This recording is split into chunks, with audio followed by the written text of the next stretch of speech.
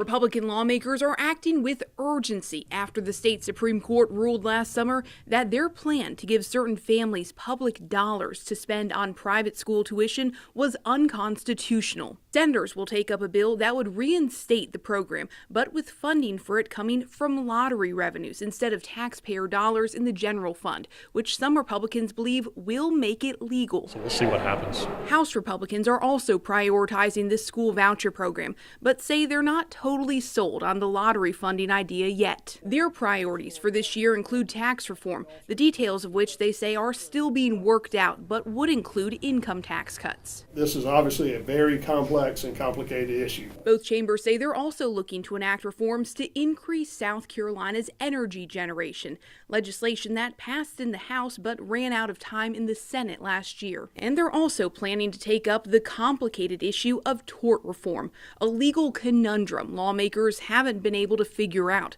but which has resulted in skyrocketing insurance costs for restaurants and bars. Since that bill imploded last year, we've seen, as I expected, a number of other business closures.